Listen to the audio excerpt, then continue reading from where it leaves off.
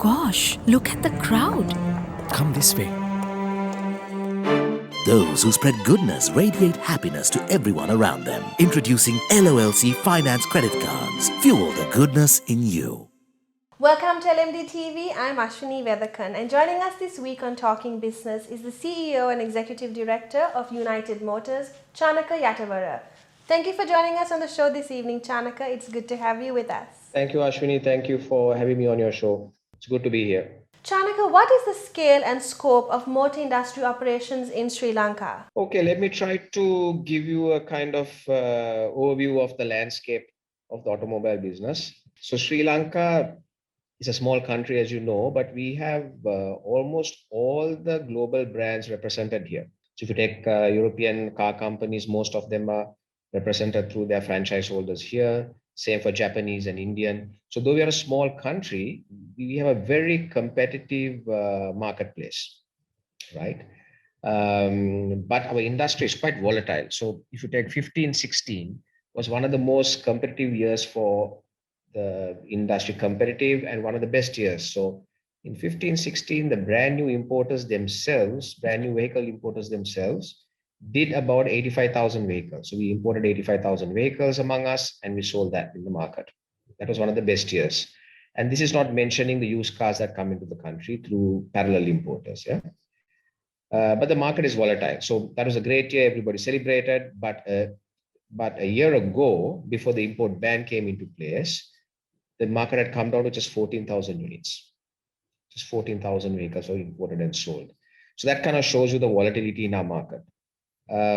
So in a market like that, with these conditions where the environment is very volatile, with all these players, it becomes a very, very competitive kind of landscape, right?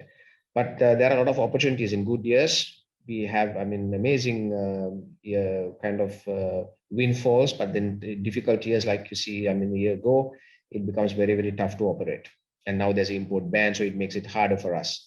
Generally, the automobile industry, the brand new importers employ about 7,000 people in after sales and to run the operation. So, we also provide quite a lot of employment and skill development in the Sri Lankan community. So I think that generally is our landscape. We can talk more about it as we go along. Could you highlight some of the sustainability efforts of this industry, and how effective are these initiatives? So I think we need to look at it on a global scale.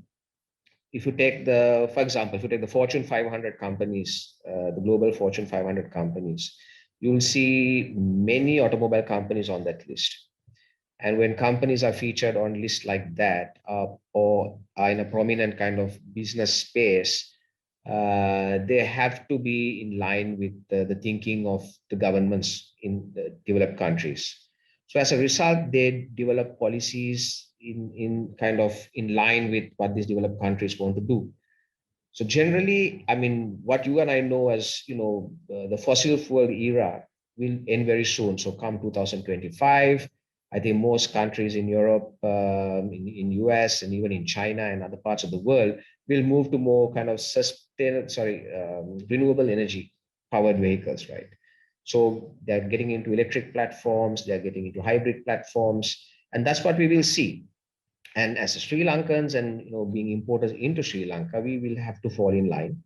So I think from a sustainability point of view, the manufacturers are very serious about it. They've already started this journey several years ago. And in the future, that's what we're going to see. But as distributors, as local companies, we also have to be kind of within the guidelines of these manufacturers, which is very good for sustainability because we also have to do our sustainability reporting to them. So some of the sustainability goes beyond just the product, but also the activities we do through, for example, CSR. And CSR could break down to what we do to help communities, but also what we do to educate them and build awareness. So that's an ongoing process. And we put a lot of effort into it. And I think it will gather steam as it goes along. It already has. And as listed companies, 4 companies in the automobile space are listed in the Colombo Stock Exchange. And we have a sustainability reporting section in our annual reports. So it's very, very serious for us. So it's a matter that we continue to improve and try to build more value into what we do. In your view, Chanaka, what are the most prominent global trends in the automobile industry, and how likely are these to affect local manufacturers? I'll try to answer it. I'll try to break it down. So there's so much happening in the global landscape, right? I mean, there's disruption happening right now. I think the first disruption started about 5 years ago when automobile companies seriously decided to go into moving away from fossil fuels, like I mentioned. They're going into electric platforms and PHEV. That has already happened, right? So that was a disruption. I mean, things completely changed. And with these platforms of hybrid and electric coming inside a vehicle, what also happened is these vehicles became like computers, right? So the traditional, kind of look and feel and how you kind of engage and relate to your vehicle has changed now, right? Your vehicle is already an intelligent vehicle. You can speak to it, it speaks back to you. I mean, pretty much your whole operation is on voice commands. So to support that, you have to have very sophisticated computer systems in your vehicle. That's already happened. So what will automobile companies do going forward? They will build on it. And I mean, it's a matter of time. So we see companies like Google and Apple who now have got into the technology side of vehicles. So Apple will perhaps have their own car, Apple branded with their technology. There'll be self-drive. So that's the next disruption. Google is doing the same thing. And a lot of other automobile companies, the traditional automobile companies, will also follow suit. So come, I think, 2028, we are most probably going to see self-drive vehicles in the market, right? Which makes a huge difference. That's a huge disruption. So, for example, you'll get in your car today and you'll say, listen, take me to office. And you can have if you commute 2 hours a day, you can probably sleep 2 hours. You can leave earlier so that you don't get caught in the traffic jam when all people leave for office. You can go earlier because you'll get 2 hours sleep in your car. You'll end up in your office. Car will tell you you've got to office. You get down and then you ask the car to go and park somewhere. It'll park on its own. And then when you're ready, it'll come pick you up. So that's this main disruption that's happening now. It'll probably happen in the more developed world first. But matter of time, in the next 10 years, I mean, we'll probably have self-drive cars on our road. Infrastructure has to be ready. But I think when the time comes, we will make those changes that are necessary. So that's one part of the disruption. The second part of the disruption is how people traditionally own vehicles. That has changed now, right? You would never think about getting into a stranger's car, 3-4 years ago, but look at what has happened with Uber and Lyft and perhaps Pick Me and all these big new names that have cropped up all over the world. So, ride sharing is so big now.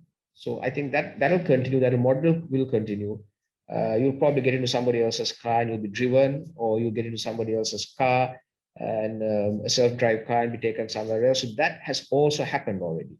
Yeah, and so those are the two major changes that has already happened, and which will kind of be a platform for automobile companies to build on going forward. To what extent have import restrictions impacted the motor industry, and how are firms coping with this? So this is a tough one, right? I mean, most automobile companies, their bread and butter is importing and selling vehicles. And when there's a complete ban, I mean, what do, right? You're reliant on this business. You have huge kind of overheads. And if your primary business is not generating you money, bringing you income, it's a serious challenge. This is the challenge for the industry. We are somewhat a little bit different. I'll get to that. But we understand from the government point of view that this had to happen, right?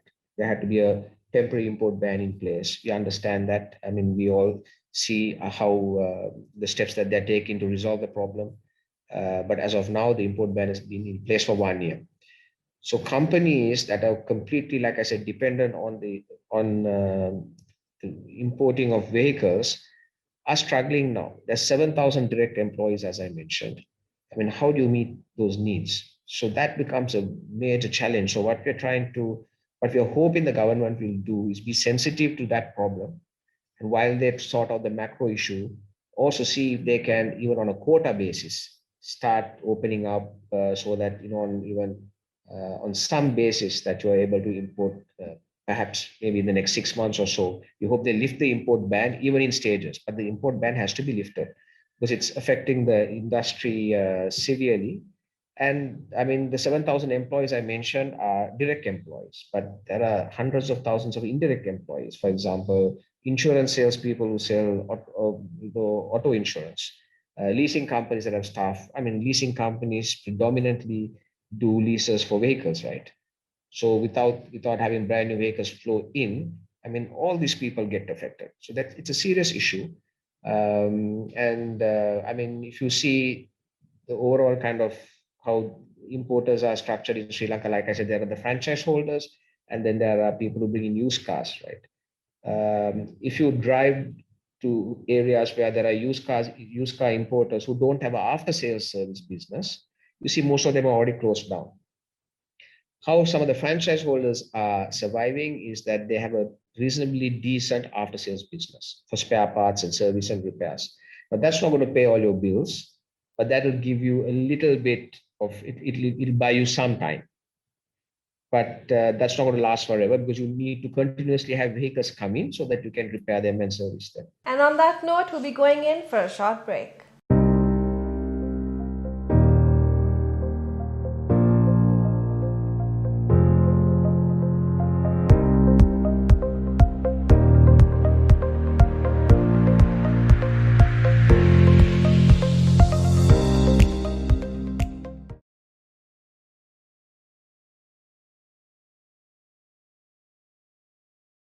Welcome back to the show as we continue our conversation with the CEO and Executive Director of United Motors, Chanaka Yatawara. Chanaka, what is your short to medium term outlook for the motor industry in Sri Lanka in a post-pandemic world?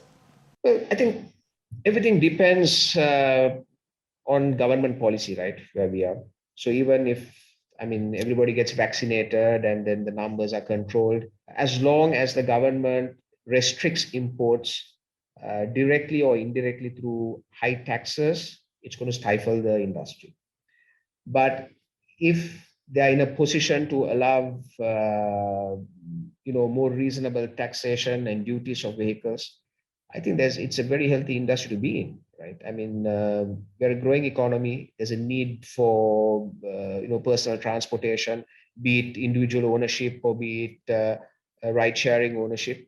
I think it's a very healthy industry as long as the government has policies that allow people to import vehicles and then have access to finance, like, get finance to a greater part of the value of the vehicle. If those two can be in place post-pandemic, I think it's a very healthy industry to be in. In your opinion, is Sri Lanka's human capital adequately trained and qualified to support the motor industry? And if not, what can be done to develop the resources? Ashwini, it's an interesting question, right? I mean, people who graduate from school or leave school who have kind of a passion for automobile have several options in Sri Lanka. So one is you have these private sector institutes that train you, and then you get certified, and then you can go work in automobile company. And then you also have the semi-government institutes that do the same thing. We find that the people who come into us, they're very skilled. And there's not very much more that we have to teach them because we feel that there's a reasonably decent match with what's going on in the automobile industry. That doesn't mean that the curriculum has to be improved with vehicles getting more sophisticated. But as of now, we find that the training is good. There's several institutes that do it. And once they come to us, most of the large automobile companies also have their own training facilities and trainers. So our trainers get trained in Japan and in the Middle East, some in Europe, and the same way for other franchise holders. I'm sure their trainers get trained in Europe and in developed colleges, especially set up for technical training. So I think we have reasonably a good pool of people that have been trained. The institutes continue to, I think, revise their kind of curriculum to meet the global demands. We have to do more on that end. But so far, people that we are very happy with, and then we train them. And end of the day, what happens is the technicians from Sri Lanka, typically you'll be surprised. There's such a demand in Australia and New Zealand and even in the Middle East for our technicians. So one of the biggest challenges we have are training these guys who are very, very good and you just lose them to countries that pay perhaps 7, 8 times what we can afford to pay these people. And in the last 2 years, we have perhaps lost 20 people. That's a big number for us. Right? The best 20 would leave you because they can easily find a job in Australia and New Zealand. Chanaka, with global automobile manufacturers raising the bar high with technologically advanced vehicles, how are motor companies in the South Asian region trying to rise up to this challenge? Okay, so I mean, see, in the automobile industry, everyone's connected, right? So you can't really isolate, for example, Asia or in any other part of the world, because you're still importing and selling a vehicle that's manufactured somewhere else. So, for example, if you're bringing a car from Europe or from Japan, you're connected to those people you bring your vehicles from. Those manufacturers ensure that you have the proper training, either in their facilities or they send trainers here in after sales and also in just predominantly sales, so that you're prepared. So, I mean, it's not like a silo effect. It's all kind of, it kind of flows together. So I think there won't be a disconnect in that. But also, if you're talking about South Asia, look at India, right? India is called the Detroit outside the US. They have a huge manufacturing kind of industry there in the south of India. It's huge, right? And they are manufacturing most of the brands in the world for the domestic market, and also they export a lot out of India. So I think that know-how is already there. And as franchise holders, we all, like I said, we ensure that before we launch a product, our after sales guys are trained, that they go through the curriculum, that they're trained and they have the know-how to manage these vehicles when they come back to us. Our final question for this evening, Chanaka: what do you perceive as significant threats and limitations that obstruct the growth of this industry? Well, I think two things, right? One is always going to be affordability.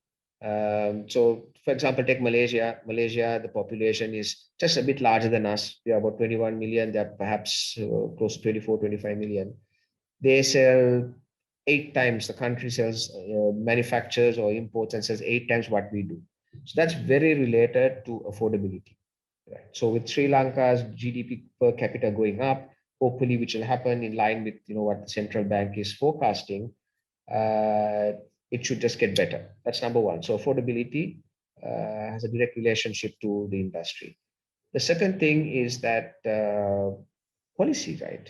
I mean, what's going to happen with policy? So there's an import ban in place. What is the plan now? Is it on a quota system? Are they planning to open up? When's that going to be? So that'll either limit you or that'll allow you to scale the decisions that the government takes. So I think it's a lot to do with policy and what policy decisions are taken in the next few months. The demand is there. The demand is there. I mean, public transport is, I mean, as we know, it's not for everybody in public transport in Sri Lanka, right? So the demand is there. We have all the facilities or the finances available through the banks and financial institutions to support the purchases for people. It just has to be allowed to, I mean, we should be allowed to import and then at reasonable duty levels. If that with that combination, I think, I mean, the industry should move. That's allowed to happen. Well, this has been an insightful conversation, but unfortunately, we've reached the end of our segment. Thank you for joining us on the show this evening, Chanaka. Thank you, Ashwini. It was a pleasure. Thanks for having me. Coming up, we have the latest on Sri Lanka's economy. Stay tuned. You love the feeling of being renewed. To stay beautiful every single day. To breathe just like we do, because you are truly delicate, protecting the ones who've been with us through the years. With Sayalac Care, the only wood coating that truly protects you. Sayalac Wood Coatings from JAT.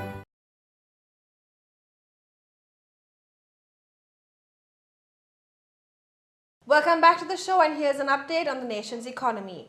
The share of corporate executives who say the economy in general will improve in the next 12 months continued to decline in June. As a mere 3% of respondents to the latest LMD Nielsen IQ Business Confidence Index, or BCI, survey expressed this view compared to 11% in the preceding month. In contrast, half, up from the 32% in May, of those consulted by the pollster expect the economy to stay the same during this period, while 47% believe that conditions will deteriorate further. However, the outlook for business in the long term has improved as 62% versus the 47% in the previous month of business people anticipate an increase in sales volumes over the next 12 months. On the other hand, 9% of respondents expect sales to decline during this period, down from 12% in May. As for short-term prospects, 13% of those consulted by Nielsen IQ say that sales volumes will increase in the next 3 months, while 29% anticipate a decline. Moreover, 77% of the survey sample reveals that business has deteriorated this year in comparison to 2020. Sentiment surrounding the investment climate has deteriorated as only 3% of survey participants point to a healthy environment compared to 16% in May. However, an overwhelming majority of 93% describe conditions as poor or worse, while 4% say the investment climate is fair. When it comes to the workforce, a majority 89% of poll respondents say their businesses will maintain existing staff members in the 6-month period ahead, while another 11% point to the possibility of retrenchments. And that's all we have for this week. Don't forget to subscribe to our YouTube channel and follow us on Facebook and Twitter. Thank you for watching and stay safe.